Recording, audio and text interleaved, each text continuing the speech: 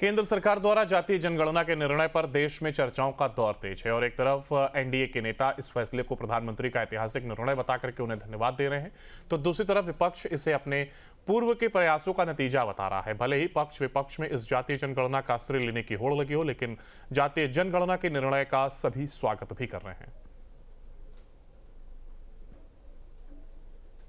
अपना ऐतिहासिक निर्णय इस देश के विकास और प्रगति के लिए देश के आदरणीय प्रधानमंत्री नरेंद्र मोदी जी के नेतृत्व में केंद्रीय कैबिनेट ने लिया। जब यह निर्णय हुआ कि देश में आगामी जनगणना जो होगी वो जाति के आधार पर होगी, मतलब जनगणना में इस बात की जानकारी आएगी कि विभिन्न जाति के लोग कितनी संख्या में रहते हैं, किस जाति की कितनी आबादी है, और उसके आधार पे विकास का रूपरेखा तय करने में बहुत सुविधा होगी। और विकास की रूपरेखा जितनी जमीनी हकीकत के साथ बनाई जाती है उतना ही बेहतर होता है।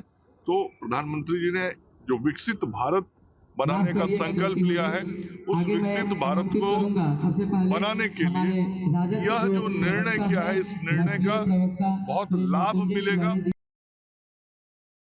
जातीय जनगणना सबसे पहली बार देवेगौड़ा जी की सरकार में, जब आदरणीय लालू प्रसाद जी जनता दल के राष्ट्रीय अध्यक्ष थे, ने कैबिनेट से पास कराया था।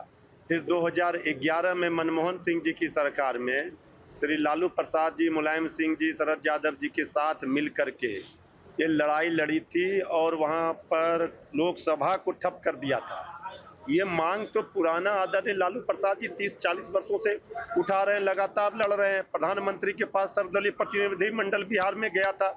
नीतीश जी ने उस समय कहा था कि श्री तेजस्वी जी के कारण आए हैं, इससे कौन इनकार कर सकता है।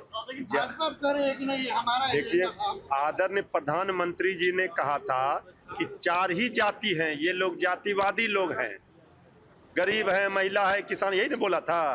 आदरणीय प्रधानमंत्री जी जब उस समय ये बात बोले थे और क्या प्रतिक्रिया आई थी, और अब उनको ये करना पड़ रहा है, तो ये जीत तो लालू जी, तेजस्वी जी की।